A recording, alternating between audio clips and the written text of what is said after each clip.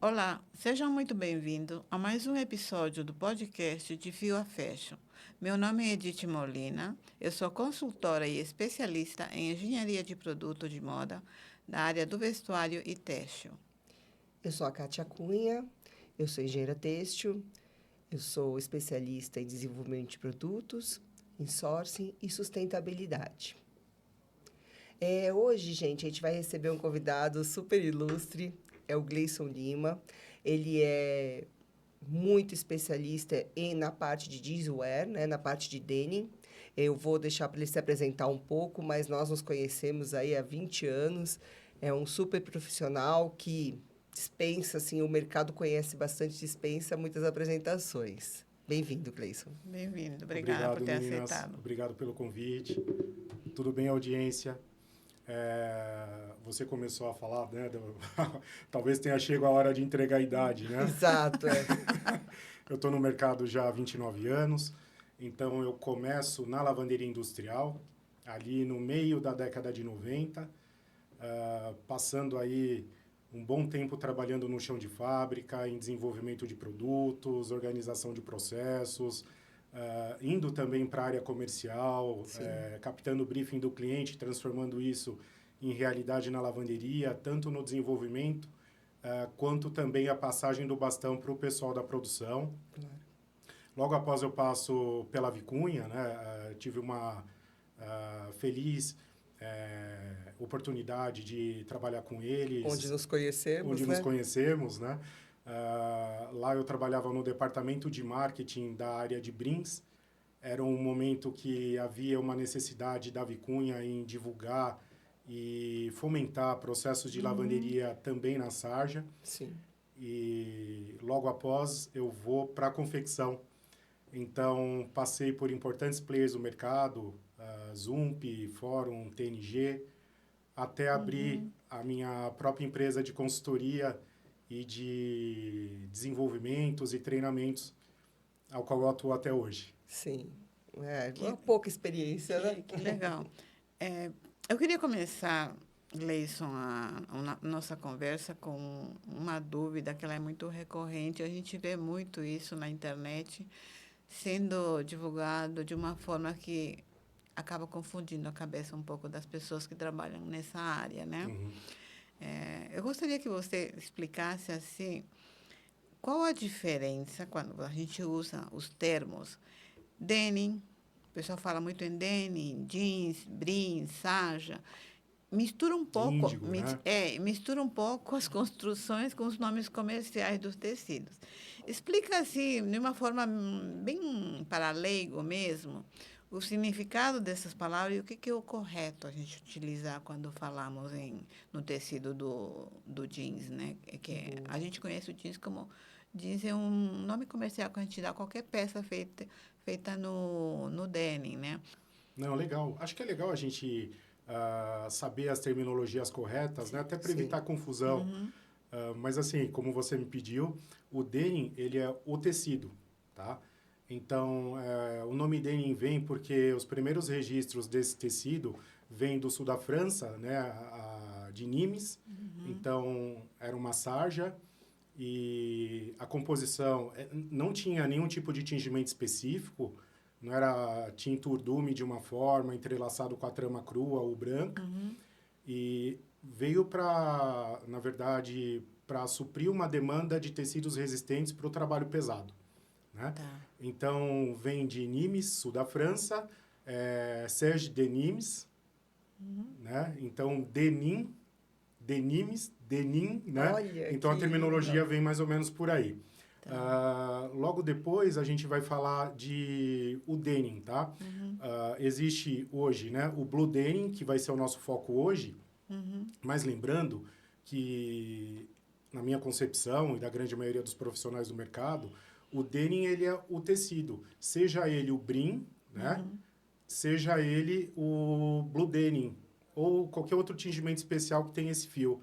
A diferença vai estar no seguinte: o brim, ele vai ter a trama e o urdume entrelaçados, passando pelo processo posterior de tingimento, ao qual tanto a trama quanto o urdume vai receber o mesmo tingimento, a mesma coloração, tá? Sim. O denim, o blue denim, ele vai ter o tingimento dos fios de urdume.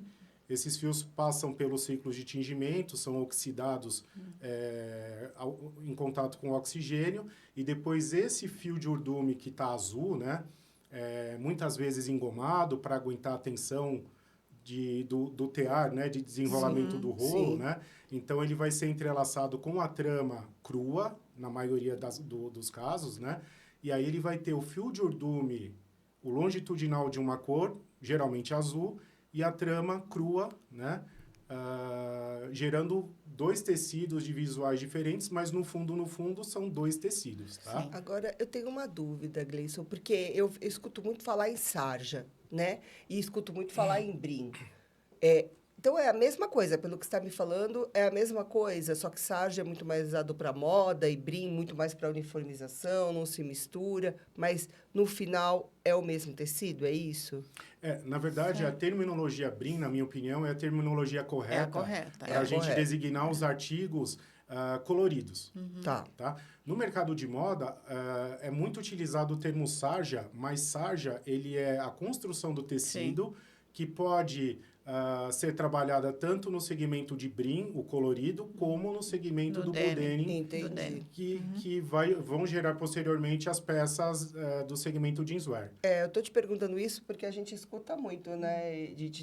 Na moda, principalmente, é muito difícil alguém falar uma calça de brim. Fala calça de sarja, a gente escuta muito mais o termo brim em uniformização, né? Perfeito, Na realidade, eles falam sarja porque eles associam, eles veem aquelas diagonais, e aí eles acham que não, o tecido, por ter a diagonais, é a sarja. Tá, é a sarja, mas é a construção, né? Construção. Mas é difícil, a gente não consegue tirar isso da cabeça, né, das pessoas. Verdade. Ou é brim ou é denim. Agora, o denim pode ter 3 tipos de construção. E aí eu acho que você vai explicar melhor depois. Né? Sim. E assim, eu sou favorável do seguinte, a comunicação ela existe desde o cara que está falando faça o cara que está ouvindo entender, né? Exato. Mas tem que ter essa diferenciação, porque depois dá confusão também. Porque não é incorreto falar que o denim é uma sarja, né? E muita gente vai falar, putz, isso pode dar algumas confusões aí E não tem nada a ver também com o peso, né? Isso não muda em nada, porque eu sei que... E você consegue me explicar o porquê que é em onça, até falando de peso, o porquê que o jeans e a sarja são...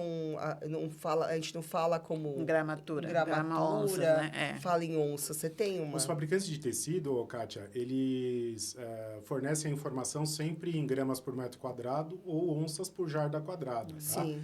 Essa nomenclatura de onças é uma nomenclatura que também está muito convencionada com o mercado de moda jeanswear. A gente acostuma, né, a usar, porque a conta ela é muito diferente, né, da proporção que a gente está mentalmente falando. É muito mais fácil imaginar X gramas por metro quadrado do que X onças por jarda quadrada, né? Mas aí é uma convenção que já vem de um certo tempo, tá? Isso vem da gringa, tá? Então, é porque é muito utilizado lá fora, que eu sei, né? Isso mesmo, tá? Vem da gringa e a gente acabou absorvendo de alguma forma e isso é utilizado até hoje.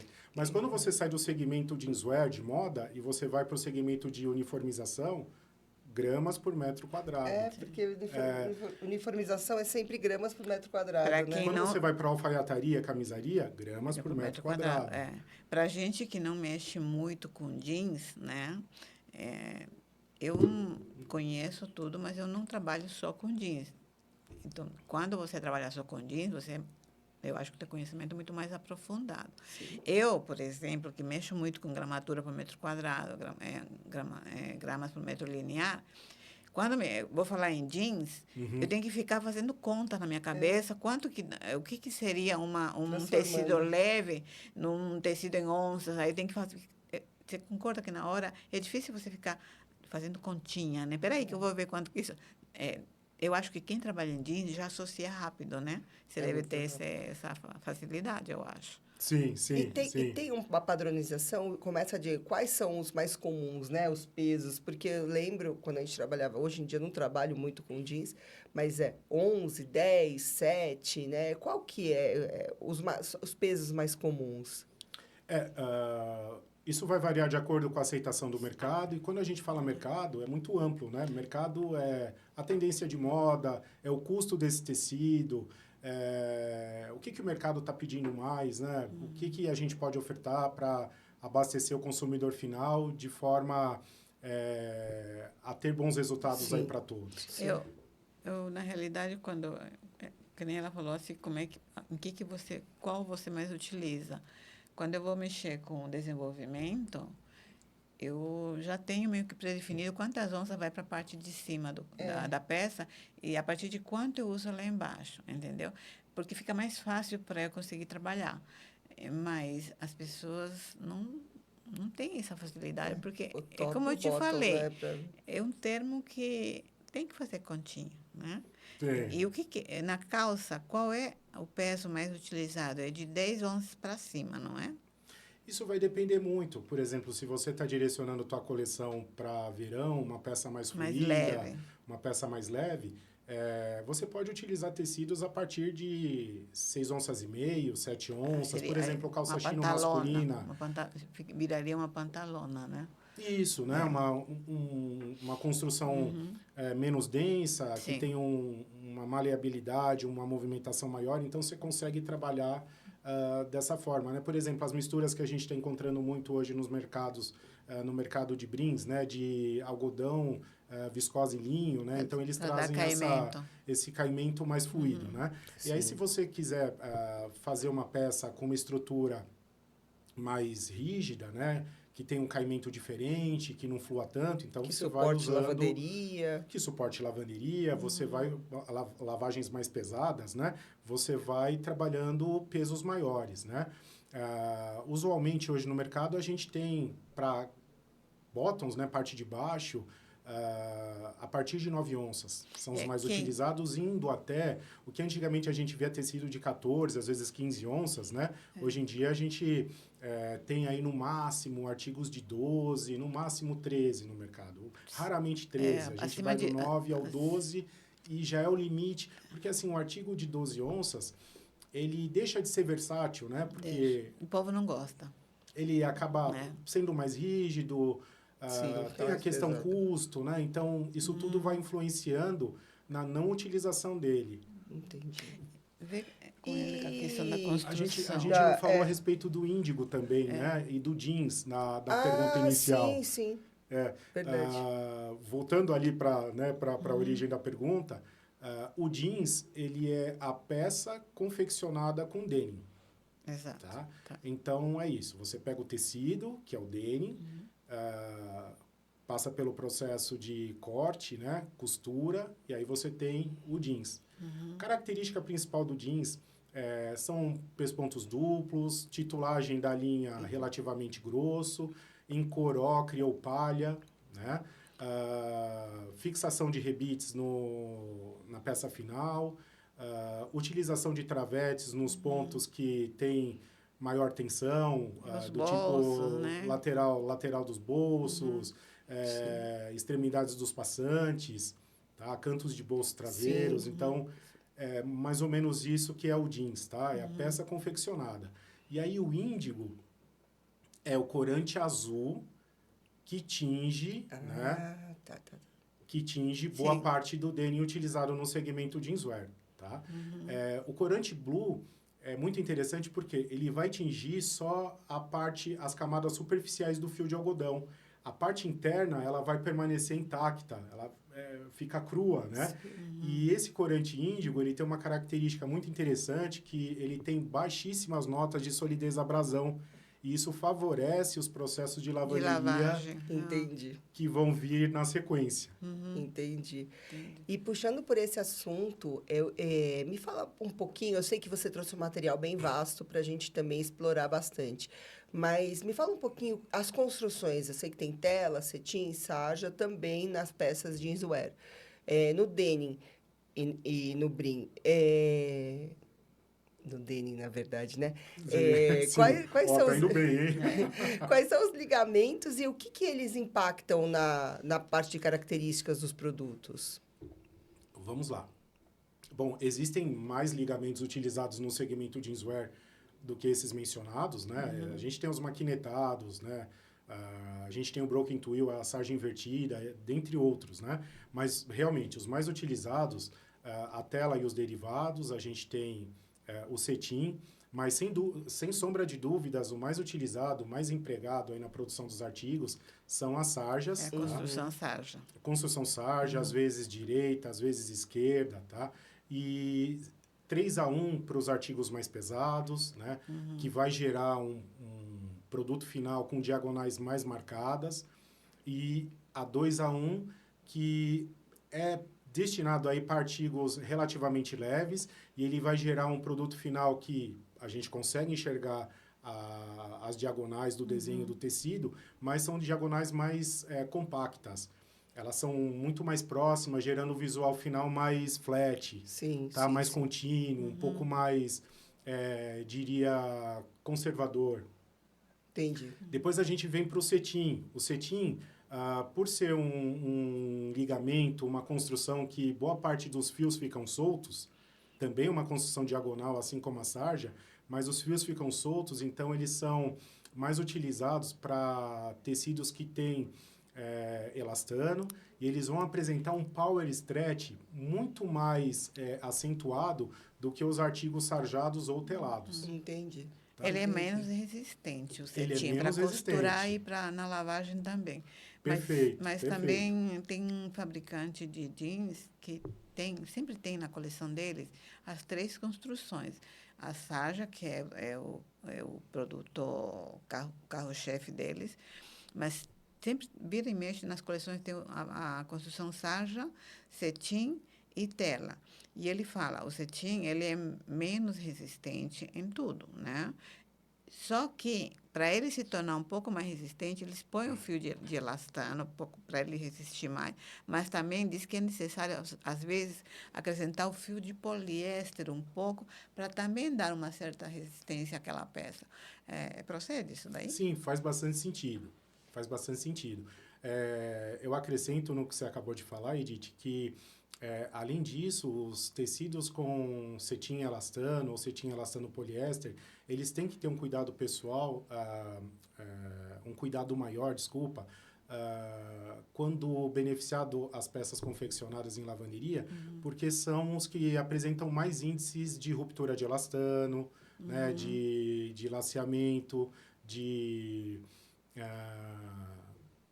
torção em perna, porque ele é menos estável, né? Essa instabilidade do ligamento, da construção, ela acaba exigindo que a gente observe com mais cuidado tempo de secagem, por exemplo, que é muito comum dar algum tipo de probleminha. Sim. Por isso que a maioria não fabrica. São poucos os que fabricam, os que têm bastante pontual, né? É bastante pontual. E a tela, nesse caso, porque a gente, mesmo essas construções em outros tipos de tecidos, tirando o jeans, o denim, sempre foi falado que mesmo na moda, na alfaiataria, se você usa as 3 construções, sempre a construção sarja vai ser de maior resistência. Em todos os segmentos, isso continua, né? Continua. A sarja, em primeiro lugar, como mais resistente, como um tecido mais resistente. Se não me engano, a tela está em segundo e o cetim está em terceiro, não é? Em termos de resistência? Depende resistência ao quê, né? Porque se a gente for pensar, a tela é um ligamento 1 por 1.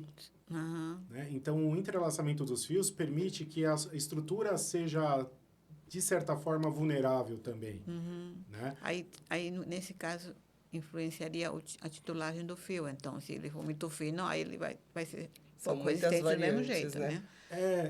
Na verdade, é bem complexo.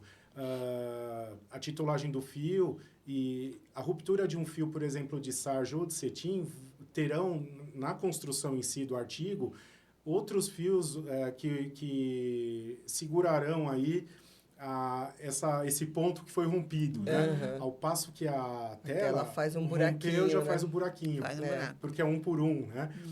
Mas, assim, isso tudo é resolvido trabalhando com titulagens mais altas, né? Compactando aumentando a densidade do tecido. Eu acho que o que são tão diversos, né? São tão...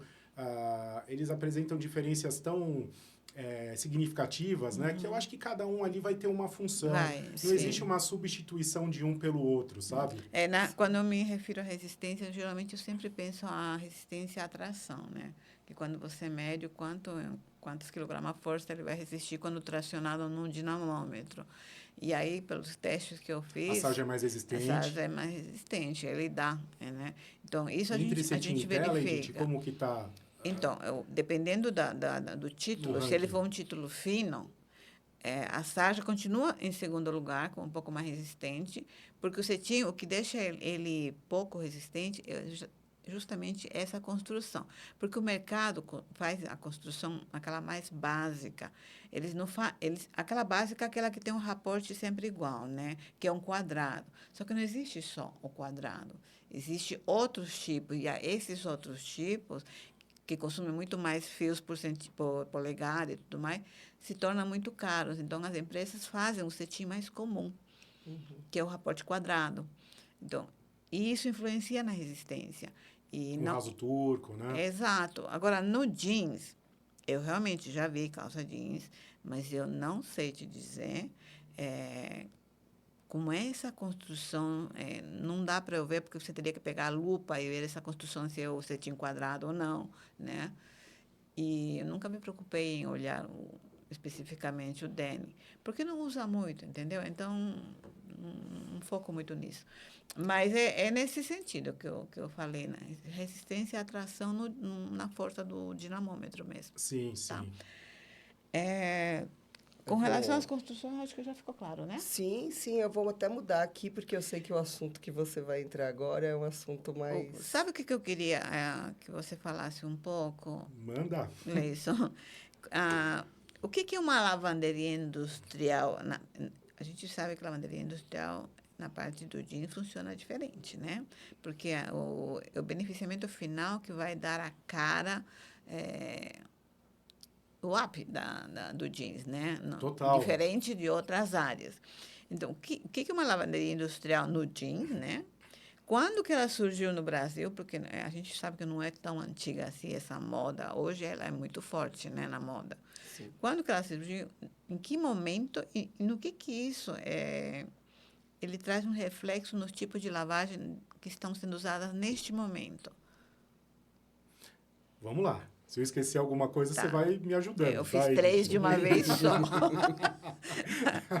É o seguinte... Vamos por parte, com Jack lá. Stripador, né?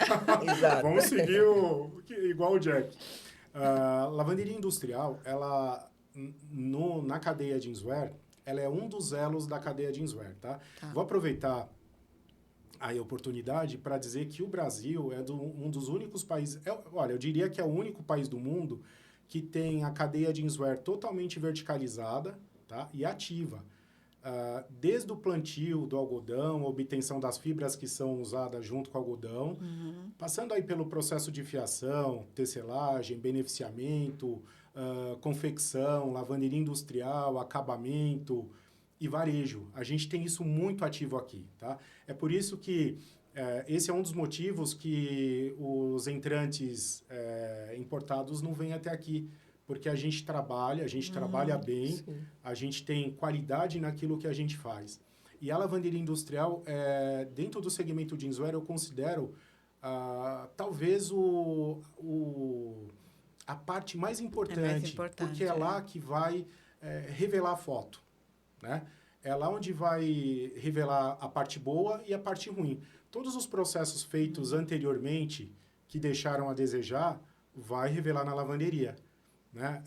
Por isso que a lavanderia tem que ter ali um estômago de avestruz, porque ela tem que constantemente se explicar, porque como é lá que revela, é muito comum ela ser culpada por tudo que acontece na peça. Que eu acho que tem um pouco a ver com essa imagem, né? A gente vai ter aqui no final dessa parte um pool de imagens aí, que eu vou explicar melhor para vocês algumas coisas que acontecem. Sim. É claro, é muito crítico o processo de lavanderia, porque a lavanderia ela vai envelhecer o jeans, mas ela não pode envelhecer a ponto de estragar, fazer com que a peça perca o valor comercial. Sim. Ela tem que ter um padrão, ela tem que seguir ali um caminho de produção para se chegar no resultado final desejado, que é obtido a partir de uma peça piloto que foi desenvolvida anteriormente.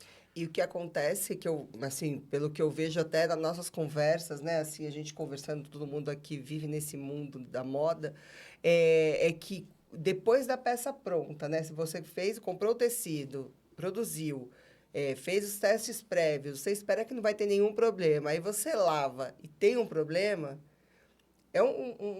o prejuízo é enorme, né, porque são muitos processos ali que, além do tempo, o dinheiro, né, que vai, né? Com certeza. É por isso que a lavanderia, ela carrega uma responsabilidade muito grande. Depois a gente vai falar um pouco mais sobre isso e, na minha opinião, ela deveria ser melhor reconhecida. Sim, de todas sim. as formas, né? Justamente por conta disso.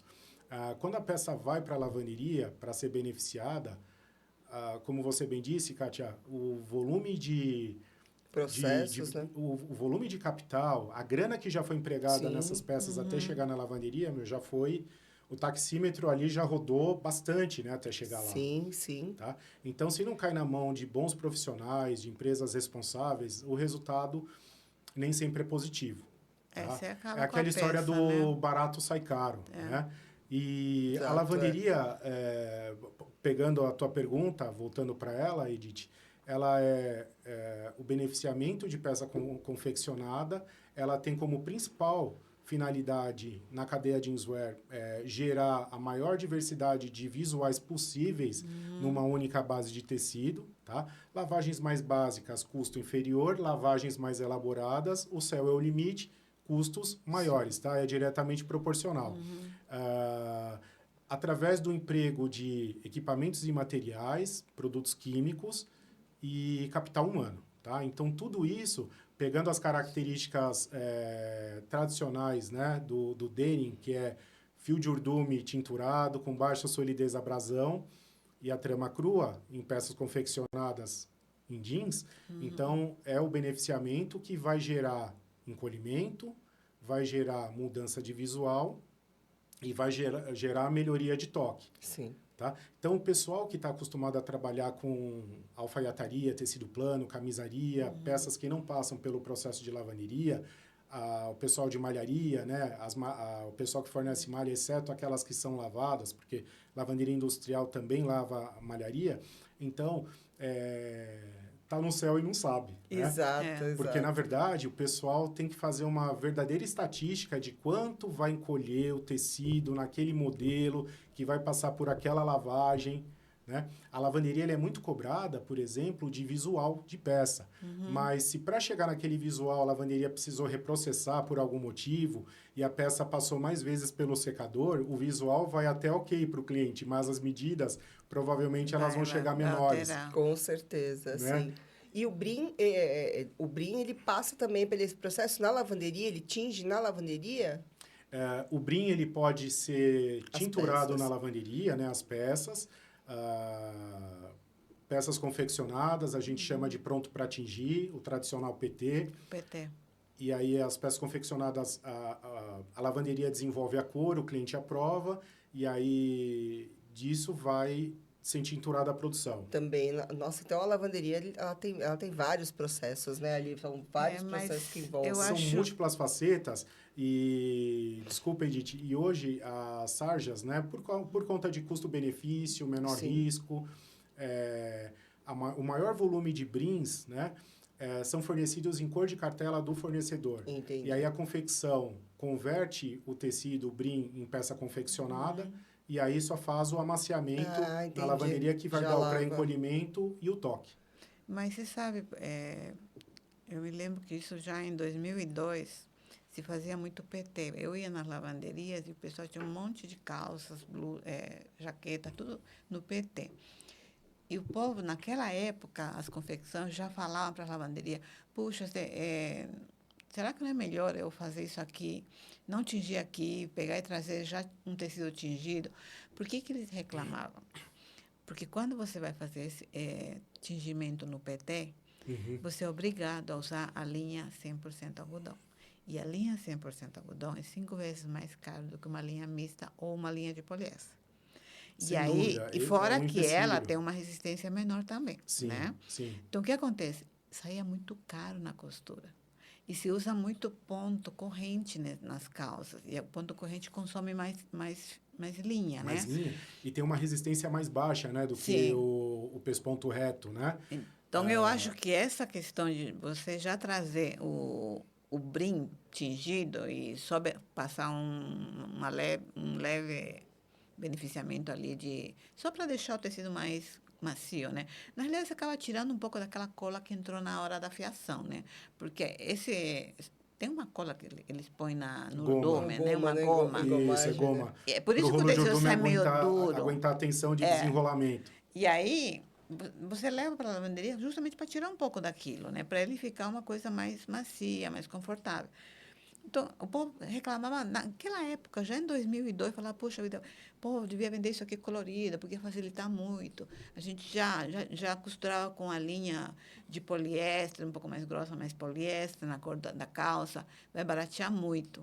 E tinha muita reclamação. Eu acho que agora, se é feito dessa forma, a maior parte, diminuiu bastante o custo de Ouviram. costura. Ouviram o mercado, né? Eu acho que diminui sim por conta do custo linha, o que você falou é uma Além de aumentar a verdade. resistência, eu acho. Mas eu acho, Edith, que tudo vai ter prós e contras, né? Por exemplo, é mais econômico para o confeccionista comprar da tecelagem, é mais econômico do ponto de vista custo de insumos, de materiais, né, de aviamentos, mas a contrapartida disso ele vai estar massificado com todos os concorrentes que ele tem. Exato, não vai Todo ter uma mundo vai usar a diferenciação mesma cartela de é. cor, porque, na verdade, a tecelagem ela também não pode apostar numa cor muito específica, porque não vai Sim. ter venda. Ele entraria mais no básico, né? Ela entra mais no básico. Então, eu acho que existe um espaço grande para trabalhar o PT, aquelas peças mais exclusivas, que até processos mais exclusivos, por exemplo, o PT, você pode, vou até defender, porque era o meu trabalho na Vicunha, né? Trazer do mercado de tinturarias e beneficiamento de peça confeccionada, o que poderia ser feito na sarja, né? Olha eu caindo aqui, né? Do Sim. mercado de sarja, né? O BRIM. E a gente fazia um monte de processos bacanas, inclusive que a gente vê muito na gringa, mas aqui no Brasil eles não colam, por conta de custo-risco, né? A falta de...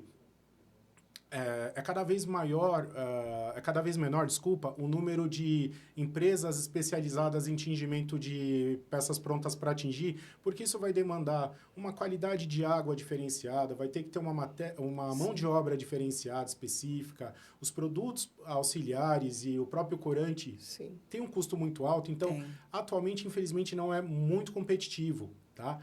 E aí faz com que os confeccionistas optem pelas cores de cartela. Mas eu acho que a gente perde bastante.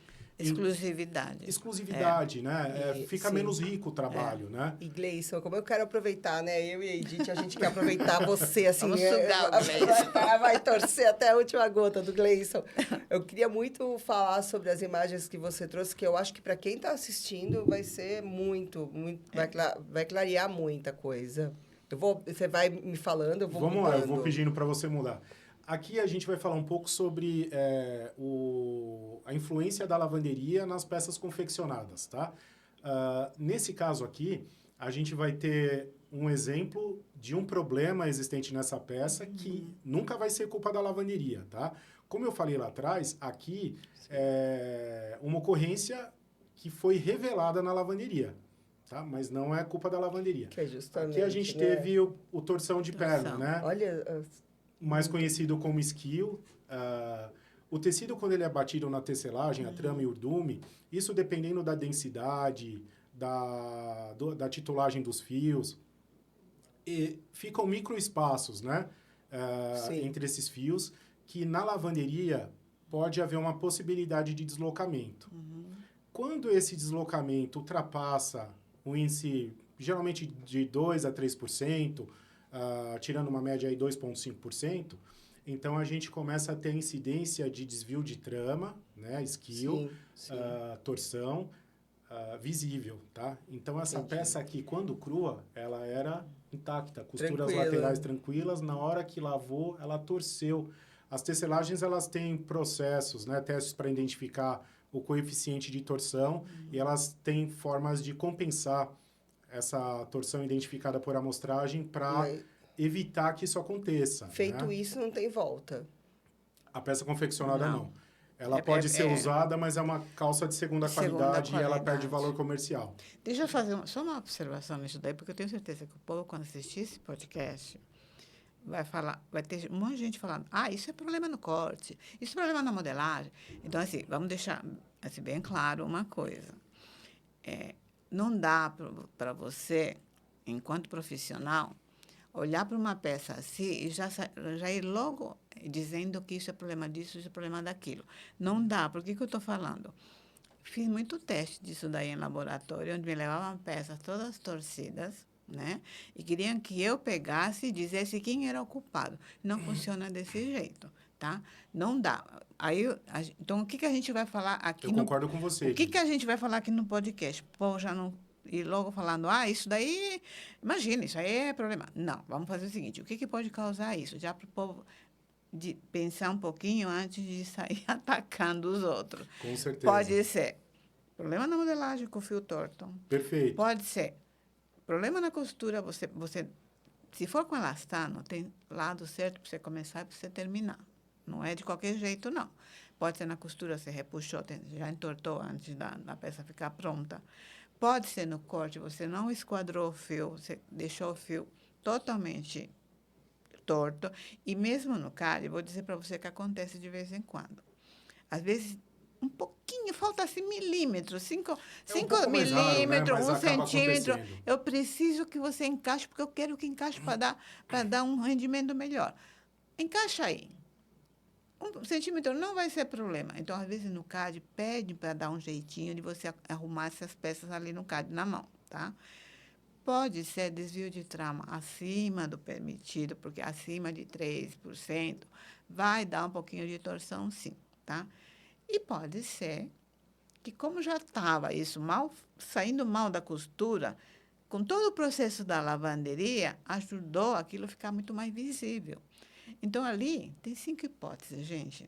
Então, não dá para você olhar, porque se fosse só olhar, nossa, eu ia adorar ser vidente, sabe? Então, isso aqui não funciona desse jeito. Então, Não, só a para o tua povo complementação ver. foi bastante importante, porque eu só falei, né, só abordei do ponto de vista tecelagem, né? Mas tem sim. Eu complementaria dizendo que toda modelagem tem que ter os piques, né? Sim. Tem como descobrir o que aconteceu? Não tem. Você tem que ser evidente. Tem. Mas desmontar a peça talvez Sim. traga para nós algumas pistas, né? Mas o problema já aconteceu. Sim. Sim.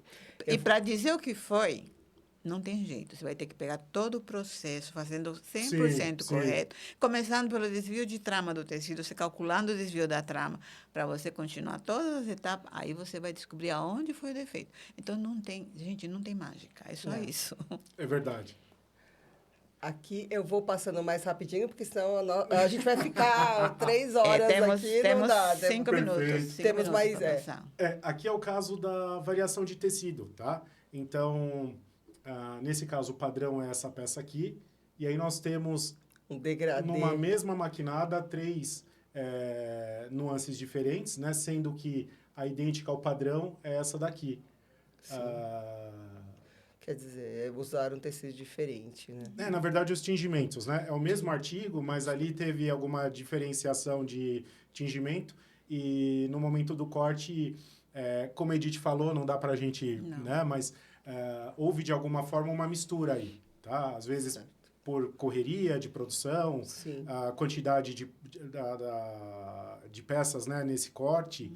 Enfim, aí teve que processar tudo junto, aí fica tudo bastante diferente. Aqui a gente vai falar só de coisa boa da lavanderia que acontece, né? São as incidências, né? É claro que tudo isso daqui é exceção. A regra é a gente ter produto com o objetivo final alcançado. Tá? Eu, como trabalhador da área, tenho que frisar isso, né? Falhou, aqui eu tenho, né? 2 casos diferentes. Aqui o primeiro é uma costura que, na confecção, esse intervalo aqui, ele acabou ficando menos preso, tá? Provavelmente perdeu a angulação da parte da peça... na hora que foi costurar... Na agulha, né? No calcador da máquina. E na hora que lava, isso revela, né? Inicialmente assim, quando abre, vira isso daqui. tá? E ali é um furinho causado... Esse aqui é um furinho causado... bom, vocês nem vão crer no que eu vou dizer. Isso daqui? Era uma fissura muito pequena, gerada... as peças, elas são mandadas para a lavanderia em fardos, né? Esses fardos são amarrados com fitilhos. Então, quando chega na lavanderia, os profissionais, eles cortam, Sim. né? E aí, essa faquinha acabou Pegou na passando ali de gerando leve. um efeito. E aí, depois na hora que passou pela lavanderia, A virou pessoa esse até rasgo. viu, né? Que pegou, mas fingiu que não viu. Não Às fui vezes eu. na correria é tanta coisa para fazer tão rápido, né? Que acaba perdendo. Mas ali não é o efeito, hein, É dona um Kátia? efeito. Ali é defeito, Ficou hein? bonito. Ali é defeito. É. Por mais clientes como você precisa abrir uma confecção de jeans para aceitar tudo isso. Mas esse defeito pode virar moda. Pode, vamos passar estilete em tudo. E esse daqui? Aqui é um caso de puído de boca de bolso, né? Tanto dianteiro quanto traseiro. O primeiro aqui acabou ultrapassando, né, o limite da peça. O padrão é esse da direita do vídeo.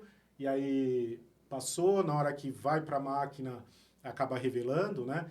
Teve que ser antes do processo ou no meio do processo de lavagem, porque o cliente ele queria que os raladinhos não ficassem azulados, tá? E aí tem que fazer muito mais fraco do que isso. Você tem que ter mais ou menos fazer um exercício de futurologia, né?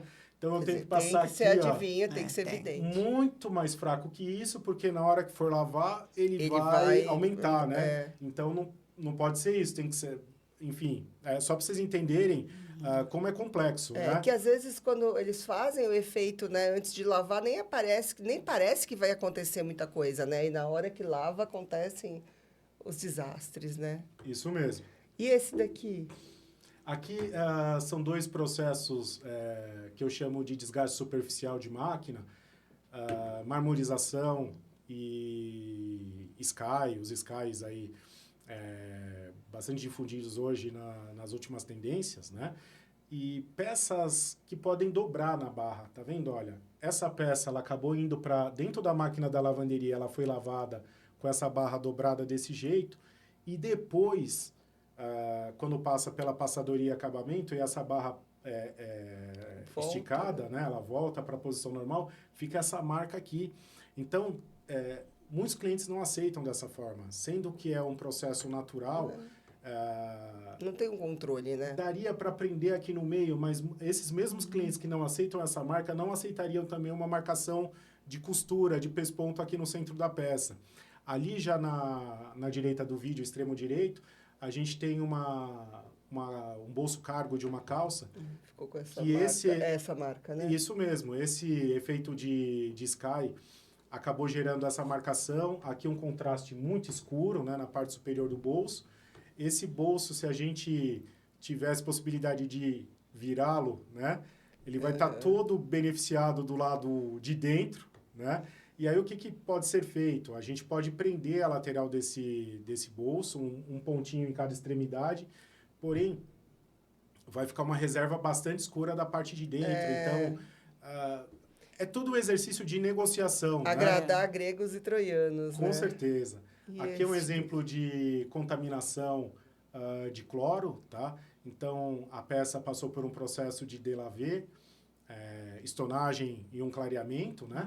E por algum motivo, o excedente do cloro que acaba acumulando nas costuras mais grossas da peça, né?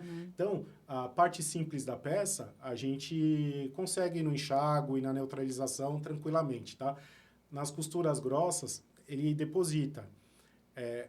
Algo me diz que essas peças saíram da máquina, elas passaram pela centrífuga e ficaram muito tempo paradas até ir para a secagem. Aí ela continuou, ele e continua, aí, né? O cloro agindo, que continuou acumulado nessas costuras mais grossas, ele continua agindo. E aí, surpresa, né? Aqui é um exemplo de um bottom, né? Uma jaqueta. Ela tem essa gola que dobra bastante para fora, né? Gerando aqui já de cara um contraste entre o lado direito e o avesso da peça. Sim. Mas a lavanderia, ela não beneficia, por exemplo, uma peça dessa aberta, porque corre o risco dela torcer na máquina, Sim. corre o risco dela ser estonada do lado avesso, né? Então, problemas podem acontecer. Então, a confecção, nesse caso, ela prendeu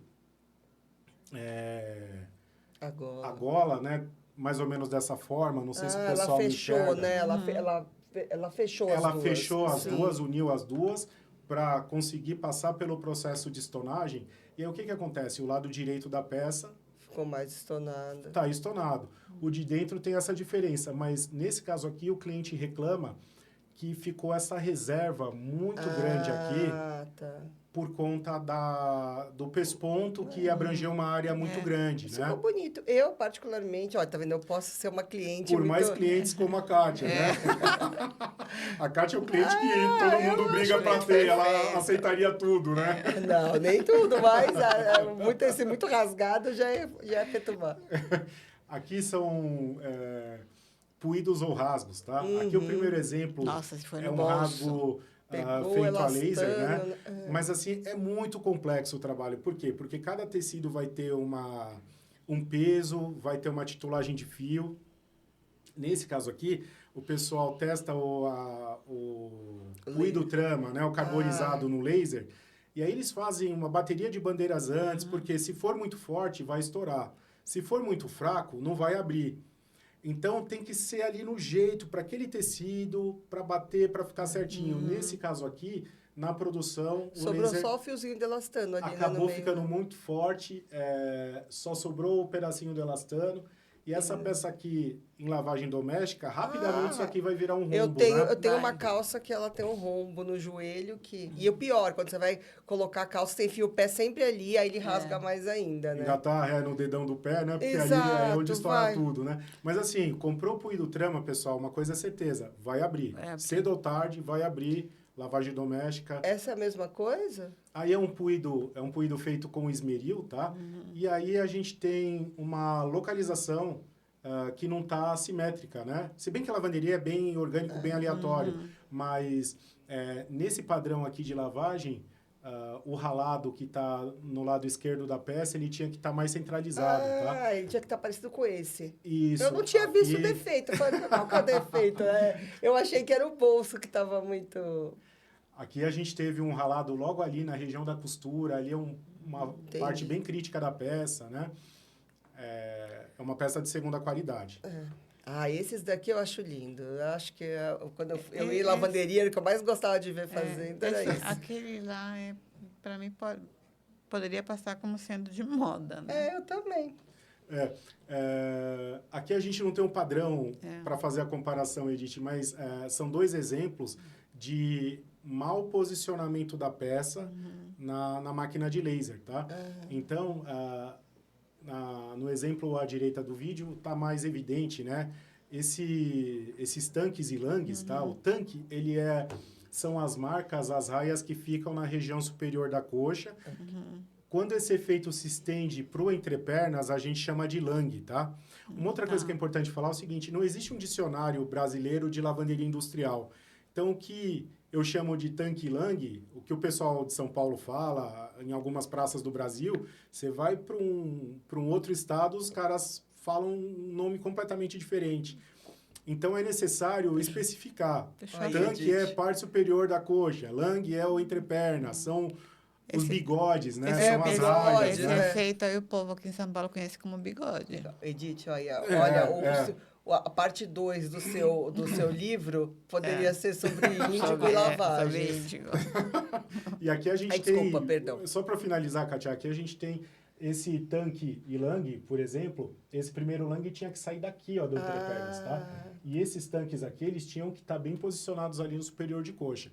Entre as duas, o desvio maior está naquela peça, mas aqui também tem. Isso daqui, ele tinha que estar mais próximo da braguilha da peça. Mas aí então, na hora esse do espaço laser, aqui, ele...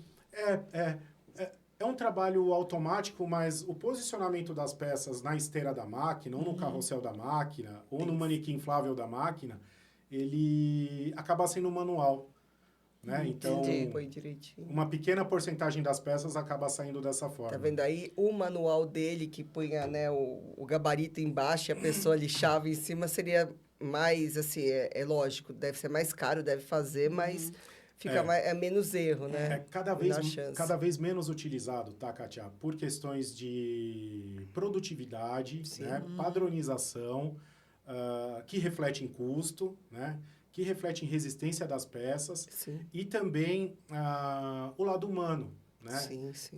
Acabava sendo equipes gigantescas de pessoas fazendo lixado manual. Você imagina, tendo que entregar uma quantidade X de peças por dia, isso gerando lesões por esforços repetitivos, um monte de layers, e um lado da peça mais forte que o outro, entre peças. Então, isso está sendo cada vez menos essa forma de obtenção do efeito cada vez menos utilizada. Aqui são dois exemplos de peças que estouraram, né? No processo de lavanderia, que são máquinas muito grandes, máquinas que comportam até 500 peças por maquinada. São cestos que têm batedores tumbler que fazem as peças girarem de forma uniforme. Ação mecânica enorme, né? Ação mecânica pura lá dentro, né? E aqui a gente tem uma... Aqui é uma peça já crítica, né? É um top, né? Com elástico, tá? E aqui, de cara, né? A gente vê ruptura aqui. Algum vestígio da agulha da costura acabou invadindo aqui. E aqui o padrão que foi obtido na maquininha, que tem uma abrasão, um desgaste menor, né? Acabou não se repetindo na produção. O tombo é maior, contato com as outras peças. Então, para chegar no padrão que o cliente aprovou, a lavanderia chegou, mas com alguns efeitos indesejados, tá? Esse daqui é muito nítido, né? E as costuras bem franzidas, né?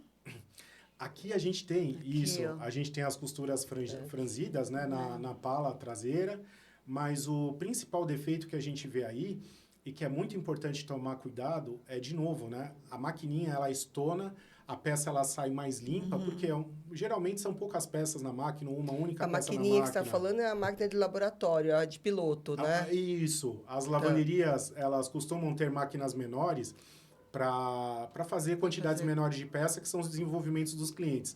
Então, a primeira coisa, uma das primeiras coisas que o cliente tem que saber é que a peça da maquininha ela é mais limpa.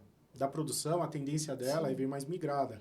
Maquininha, migração de 1, de 2, 3, no máximo 4 peças, vamos supor. Na produção, migração de 50, 100, 200 peças. Dificilmente você vai ter uma peça igual idêntica, numa produção. Né? Não dá. Os clientes, eles aceitam de uma forma muito bacana hoje em dia. Antigamente, aceitavam menos, tá? Mas aqui a gente tem a ruptura, né?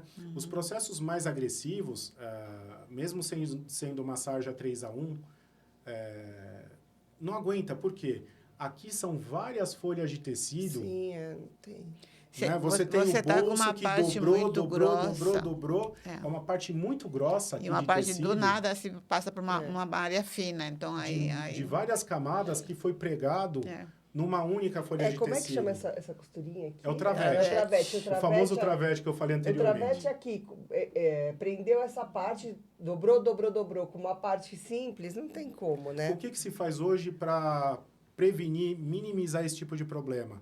É aplicado um protetor do lado interno da peça e aí meio que empata o jogo, né? Então, eu tenho costura grossa aqui, camada grossa de tecido do lado de fora e uma camada mais grossa do lado de dentro da peça para poder...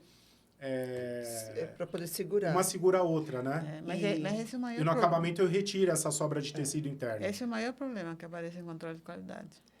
Sim. Edith, agora... Um dos maiores, sim. A gente já está indo para os últimos 10 minutos, e aí eu já vi... Passou rápido. Eu já passei uma cola aqui, ó, já vi que você vai falar de lavanderia e a sustentabilidade na lavanderia, que seria a próxima pergunta que a gente iria fazer para você. Já iria falar. Falasse um pouquinho com relação à sustentabilidade nessa área, porque a gente sempre ouviu falar, né, que é uma área que polui muito, né?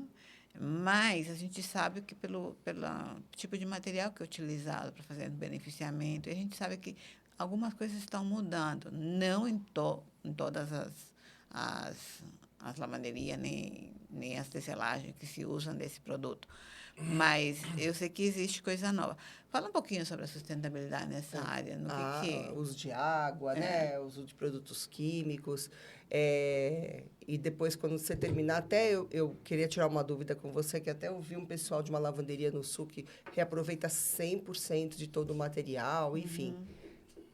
Fala Vamos um lá. pouquinho disso. Bom, lavanderia, matéria-prima principal da lavanderia é a água. Né? Grandes quantidades de água são utilizadas para se chegar nos efeitos das peças. Estimado aí, uma lavagem média, né? Um fundo estonado com clareamento, um usage localizado, se usa em torno de 50 a 70 litros de água por peça.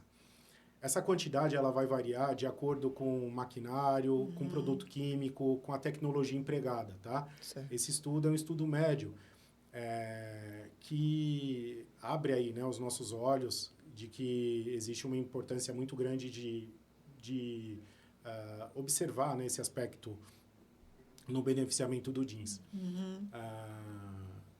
A gente tem alguns organismos, alguns movimentos, tá, que já estão de olho, né, que controlam, que olham isso.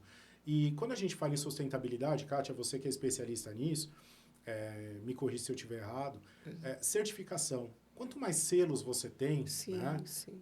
divulgar esses selos, né, significa que você foi auditado sobre diversos aspectos, tá? Sim, você consegue ter, né, a certificação da matéria-prima, que a gente já falou aqui nos episódios anteriores.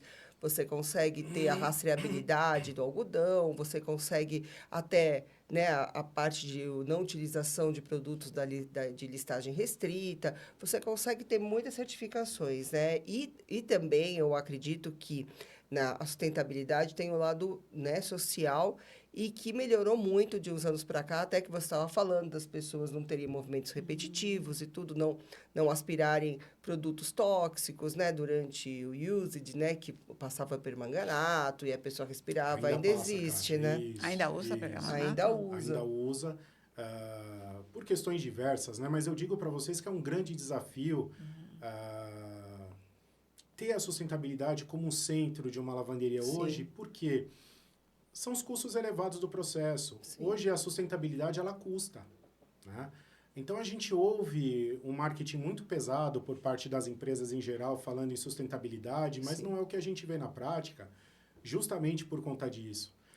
Para você usar um produto alternativo ao permanganato, que você acabou de falar agora, Edith, existem alguns que não têm a mesma eficiência, que não têm a mesma produtividade. Sim. Porque passa com pistola, mas são muito né? caros, mas são realmente muito caros. A gente tem fornecedores de produtos químicos nacionais que estão ativamente estudando possibilidades, e a gente vai chegar lá, eu tenho certeza disso. Tá? Mas falar que vai ser zero impacto hoje... Eu acho que zero impacto. Completamente Zero utópico. Zero, né, eu não diria que não dá. Mas eu acho que se fizesse um trabalho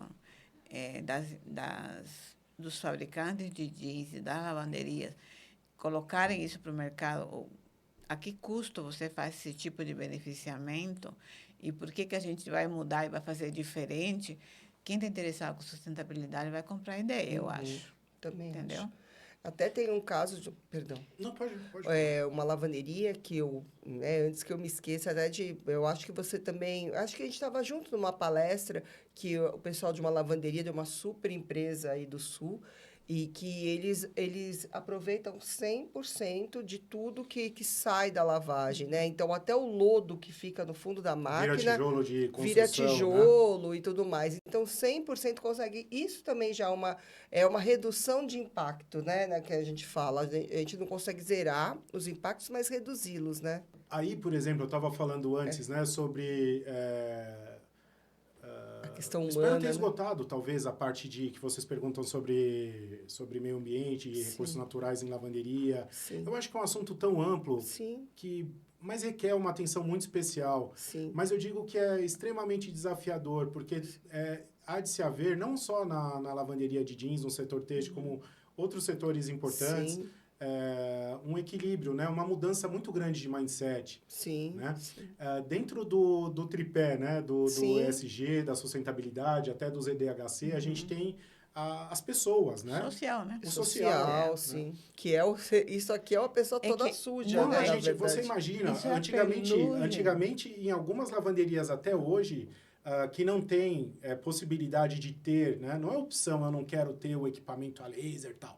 Não, Não ele é, custa caro. sim. Será que ele tem cliente que pague esse financiamento, o financiamento desse tipo de equipamento que é muito caro, né? Sim. Então, a gente tem até hoje lavanderias que os puídos são feitos Tá manualmente. vendo? É ó. um esmeril aqui, ó. É um esmeril Não, mas de ar eu comprimido, tô vendo né? a quantidade de pelugem. Você sabia que isso aí causa doença? As pessoas criam doenças autoimunes porque elas trabalham nesse Com ambiente. certeza, cria tudo, né? Asma, tudo. Se eu tivesse 10% desse negócio sobre mim, eu já estava num hospital. Não, porque já eu tenho aconteceu. um problema com Vocês isso. podem perceber Não. que a pessoa está usando máscara, né? É uma mulher, ela usa máscara, Não adianta nada essa máscara, ela está né? com óculos, né? Mas tudo você coberto, imagina o dia inteiro numa situação dessa, né? E oferecendo qualidade, padronização e quantidade de peças e tudo mais, né? Eu já cheguei uma vez doente de uma gripe muito forte, que eu estava numa lavanderia. Renite isso daí. Não, aí eu fui na parte de uso de copermaganato, isso que eu tava. E assim, né? Na década ali dos anos 2000, falar que o pessoal entrava de máscara, EPI em lavanderia, eu nunca vi nos anos 2000. E aí eu entrei doente e o permanganato, ele tem uma ação, contra feridas, né? Enfim, eu sei que eu saí boa de lá. Eu saí ótima. Eu saí perfeita. Mas você assim, teve contato direto com o permanganato? Não, eles estavam pulverizando ali, eu respirei Sinto, né? aquilo me fez bem. Só que eu imagino uma pessoa que faz isso todos os dias, respirando aquilo deve saturar no organismo da pessoa Tinha e a que pessoa ganhar- sai doente dali, Tinha que né? ganhar muito bem uma pessoa que faz isso. Por isso que quando eu vejo alguém vendendo uma calça por 40, 50 reais, eu fico revoltada. Porque você tá vendendo a um preço desse valor às custas do ser humano. É só você Exato. fazer a conta de trás para frente, né? É justamente isso. Sente E o que os acontece centavos, muito né? com lavanderia industrial no Brasil é muito esse exemplo que você acabou de trazer. Como que uma empresa vai conversar com todas essas certificações, Sim. né? ZDHC e tantas outras que existem, né? Fornecendo para um cliente que vende, se ele vende a peça por esse valor, você imagina quanto que ele paga para a lavanderia, É quanto que esse ele paga pra setor, ele costura. briga por preço. Entendeu? Ele briga por preço. Sim, sim. Então. Ainda existe muita oferta, ainda existe muitas empresas e pouca oferta. Então, existe um déficit aí que acaba Sim. gerando esse tipo de situação. Exato. O último quadro ali, para quem gosta de abordar esses temas sociais, é um documentário muito bacana que chama Estou Me Guardando para Quando o Carnaval chegar, que fala a rotina da produção de jeans no Agreste Pernambucano, mais precisamente a região de Turitama. E ali vocês vão entender a necessidade social ali das pessoas, né? A produção de jeans, os volumes de jeans, onde essas peças são produzidas. É muito interessante, porque mostra uma realidade que talvez muitos não conheçam. Sim. Que legal. Bom, que legal. assim, o trabalho muito bom, maravilhoso. Só no finalzinho que a gente fica triste um pouco, mas não tem jeito. Acho que cabe a gente começar a exigir que as coisas mudem um pouco. Eu acho que trabalhar com a realidade, mostrar o que acontece, traz luz, né, para alguns assuntos que às vezes algumas pessoas nem imaginam que exista, né? A gente não está aqui para falar, olha, o jeans causa tudo isso. Não, o jeans é maravilhoso, o Brasil é muito bom nessa área. É só mostrar um pouco também a que custo você chega num processo assim E se mudar um pouco, por que vai mudar? Para o pessoal aceitar essas mudanças, entendeu? Sim, se eu gerir esse tipo de reflexão com as imagens, né, com o nosso papo aqui, eu já estou super satisfeito. Com Eu acho que certeza, é sim. fundamental. Olha, nosso tempo estourou. Já foi tão rápido. Estourou, né? Está vendo que é bom durar pouco. É verdade, é verdade. Gostaram. Tem que voltar mais A vezes. gente falou sobre a parte mais especificamente do tecido, do processo de lavagem. Eu acho que uma outra hora a gente pode voltar para falar da confecção em si, né? Porque tem muitos perrengues nessa área também, né? E marcar um outro podcast só para falar nisso e a gente fechar o ciclo do jeans. Achei maravilhoso, parabéns, né? Eu Muito obrigado. sempre Parabéns. gostei dessa área de jeans e eu sempre fugi um pouco porque o pequeno, quando que entra nessa área, eu sempre desestimulo um pouco, porque eu falo isso aqui não é para os pequenos, é para os grandes, porque tem uma série de coisas que interferem nisso, mas isso é papo para outro dia. Meninas, obrigado pelo convite. Obrigada a você. Estou muito feliz em ter participado. Obrigado, audiência. E até Obrigada, uma próxima. pessoal. Até mais. Obrigada. Tchau, Cássio. Obrigada. Tchau, tchau. Obrigada, Edith. Obrigada, Gleison. Tchau. Tchau, tchau.